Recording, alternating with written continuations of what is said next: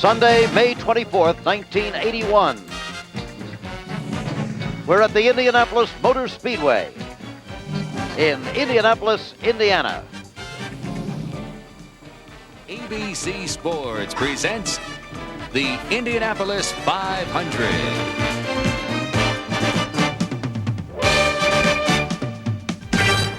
To understand the size of the crowd, estimated at some 400,000 people here in Indianapolis, you must try to realize that it's almost 3 times as big as the crowd at the Kentucky Derby, more than 5 times as big as the Super Bowl crowd. In fact, it's bigger than many decent-sized cities in this country.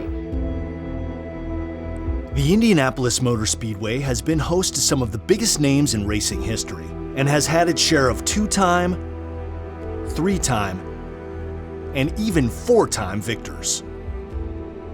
But the Unser family has the ultimate legacy at the Brickyard, with their family name inscribed 9 times on the Borg-Warner Trophy. In 1981, Bobby Unser was looking for his 3rd victory. 1981 was a huge year for controversy at the Indianapolis Motor Speedway. There's usually always some type of controversy in every race, but this was monumental. Roger Penske's car, the Norton Spirit driven by Bobby Unser, was the premier car. As 6-time consecutive King of the Hill at Pikes Peak and land speed record holder, Unser had qualified in pole position. There is the front row, Bobby Unser. Mario Andretti was in the back row. He'd been running this race for 15 years, but only crossed the finish line once in his 1969 victory. Towards the end of the race, there was a yellow caution flag. Bobby Unser came into the pits and get service tires and fuel.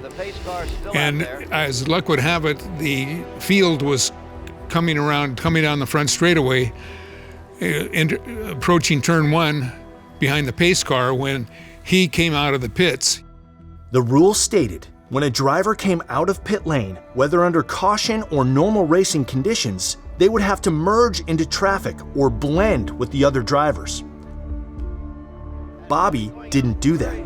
He accelerated out of the pits and used the yellow line of pit lane to catapult forward 8 positions. Under the yellow, you can't do that. That is a no-no. He has accelerated probably in the haste of leaving the pit lane. He's certainly overtaken these other cars.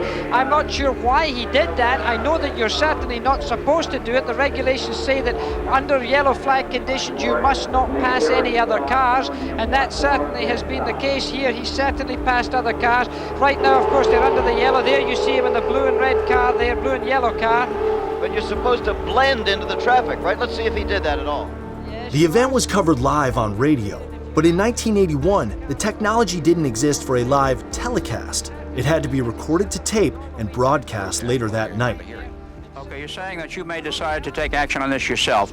Passing under the yellow, what kind of a penalty or an adjustment might that incur? It could incur as much as a 1-lap penalty, which of course would take the victory away from Unser and present it to Mario Andretti. The next morning, Andretti and his team were awarded the victory.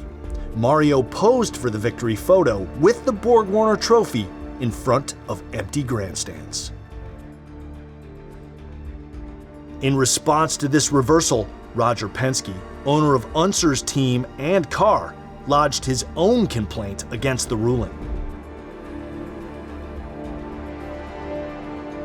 139 days later, 2 of the 3 judges on the appointed panel gave the win back to Unser and Penske in perpetuity, along with a $40,000 fine.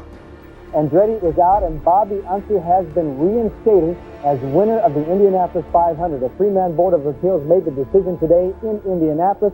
The panel agreed that Bobby Unser indeed had broken the rules. However, it was discovered that Andretti had also broken the same rule regarding passing under caution. You were denied victory because you did essentially the same thing that Bobby Unser did. They took it away from me because of an infraction. What can I say? The rules are there to be obeyed, and if we don't, and nothing is said about it, so obviously everything will be out of control. During the making of this film, Bobby Unser passed away. And Mario Andretti still maintains that he was, in fact, the victor of the 1981 Indianapolis 500. Fine any day to be able to try to cheat and win the 500. Mario Andretti was given the 1981 winning ring. I sat down with him about a year ago, just ironically, at a dinner at the Peterson Automotive Museum.